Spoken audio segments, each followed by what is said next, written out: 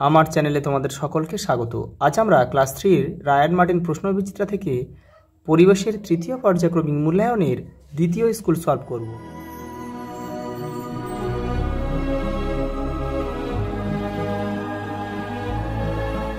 দেখো প্রথম প্রশ্ন কি বলেছে, দেখো সঠিক উত্তরটি বেছে নিয়ে লেখো। ছোট ছোট জলকণা থাকলে মেঘের রং কি হয়? দেখো কালো হয়। বাড়ি তৈরি করাকে কি বলে? নির্মাণ শিল্প। ধান গাছ, পাট গাছ এগুলো হলো কৃষিজ সম্পদ। আমাদের শ্রেষ্ঠ সম্পদ হলো স্বাস্থ্য। কাগজ তৈরিতে কী লাগে? দেখো বাঁশ ব্যবহার করা হয়। পরেরটা দেখো, অমাবস্যা রাতে আকাশে চাঁদ থাকে না, ছায়ার উল্টো দিকে কী থাকে? সূর্য থাকে। কিন্তু এটা কি বলতো, এটা আলোক উৎস থাকতে পারে, যেমন চাঁদের ছায়াও তো পড়তে পারে, কোনো লাইটের ছায়া পড়তে পারে, কিন্তু তোমাদের বই অনুযায়ী কিন্তু এটা সূর্য হবে একদম। এটা রয়েছে, দেখে নাও। এই দেখো ছায়ার উল্টো দিকে সূর্য থাকে, সেই জন্য কিন্তু আমাদের সূর্য লিখতে হবে। পরেরটা দেখো, হাঁটার সময় রাস্তার ফুটপাত দিয়ে হাঁটা উচিত। মেশিন তৈরি হলো বড় শিল্প। ইলেকট্রিক সুইচে ভেজা বা জল হাত দেওয়া উচিত নয়। দেখো পরেরটা দেখো, বেমানান শব্দ গোল করতে বলেছে। দেখো ঘৃতকুমারী, বাসক, কালমেঘ, বাঁশ এটা বাদ যাবে। এগুলো সব কিন্তু ঔষধি গাছ, এইসব গাছ দিয়ে কিন্তু ওষুধ তৈরি হয়। মানুষের আর কি বিভিন্ন রোগ সারাতে কাজে লাগে এগুলো। জল, কারখানা, বায়ু, মাটি। দেখো এই তিনটে হচ্ছে প্রাকৃতিক সম্পদ, একে দেখো কারখানাটা বাদ যাবে। সিমেন্ট, বিদ্যুৎ, ইট, বালি। দেখো এই ইট, বালি আর সিমেন্ট নির্মাণ শিল্পে ব্যবহার করা হয়, বিদ্যুৎটা বাদ যাবে। সূর্য, চাঁদ, গাছ, তারা এগুলো দেখো সব, এগুলো সব দেখো উপরে, দেখো মহাকাশে রয়েছে, এগুলো সব গাছ বাদ যাবে।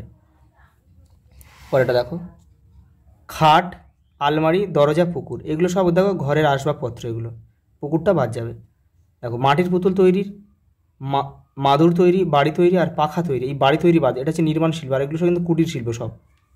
দেখো পরেরটা কী বলেছে, দেখো বাঁশের ঝুড়ি, দেখো স্তম্ভ দিয়েছে, বাঁশের ঝুড়ি হবে কুটির শিল্প, তাহলে এখানে ক লিখবে। কেউ তীর চিহ্ন দিয়ে কিন্তু মেলাবে না। কালমেঘ কি? কালমেঘ হচ্ছে ভেষজ উদ্ভিদ। দেখো হেলমেট মোটর বাইক চালানোর সময় ব্যবহার করা উচিত, এটা হবে গ। দেখো জল প্রাকৃতিক সম্পদের মধ্যে পড়বে। তারপর কি আছে বলো তো? জেব্রা ক্রসিং, দেখো রাস্তা পারাবারের সময় এটাকে লক্ষ্য করতে হবে। পরের প্রশ্ন দেখো, বলছে সত্য মিথ্যা লিখতে হবে। দেখো গাছ জীবদের নানা উপকার করে, এটা সত্য।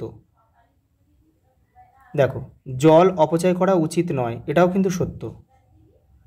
দেখো নিচু গাছে বেশি বাজ পড়ে, এটা মিথ্যা। উঁচু গাছে কিন্তু বেশি বাজ পড়ে। দেখো বাতাসে ধোঁয়া থাকলে চোখ জ্বালা করে, এটা সত্য। দেখো সিগন্যালের সবুজ আলো দেখলে দাঁড়িয়ে পড়তে হবে, এটা কিন্তু মিথ্যা। সবুজ আলো দেখলে কিন্তু আমাদের চলতে হবে, সামনের দিকে এগোতে হবে। পরেরটা দেখো,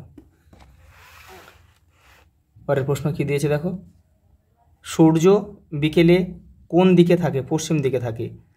দেখো পূর্ণিমার পর থেকে কোন পক্ষ শুরু হয়? কৃষ্ণপক্ষ শুরু হয়। প্রধান তিনটি প্রাকৃতিক সম্পদের নাম লেখো। জল, বায়ু, মাটি।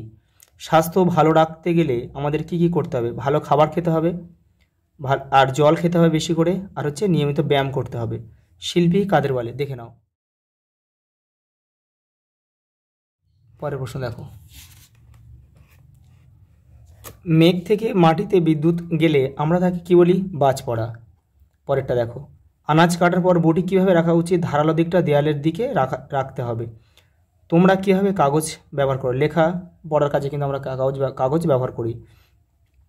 দেখো দুটি বাগিচার সম্পদের নাম। চা, কফি, রাবার এগুলো কিন্তু সবই বাগিচার ফসল, রবারটাও হবে।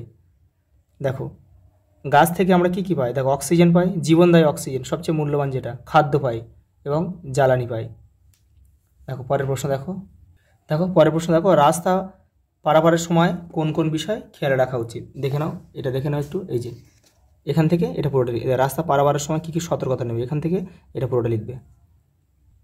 দেখো ছায়াপথ কাকে বলে? দেখো 120 নম্বর পেজে তোমাদের বইয়ে উত্তরটা রয়েছে। এই দেখো এখান থেকে এই পর্যন্ত লিখে দেবে।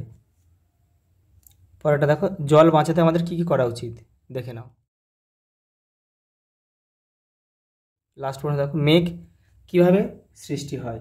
দেখে নাও। এই যে দেখো মেঘ কি, এখান থেকে এটা পুরোটা লিখবে। দেখো লাস্ট প্রশ্ন দেখো, টিকা লেখো রামধনু আর দিগন্ত রেখা। দেখে নাও। এই দেখো এই যে রংধনু বা রামধনু, এটা এখান থেকে এই পর্যন্ত লিখবে, আর এই যে দিগন্ত রেখা এই যে এখান থেকে এই পর্যন্ত লিখবে। আচ্ছা এই পর্যন্ত, দেখা হবে পরের ভিডিওতে।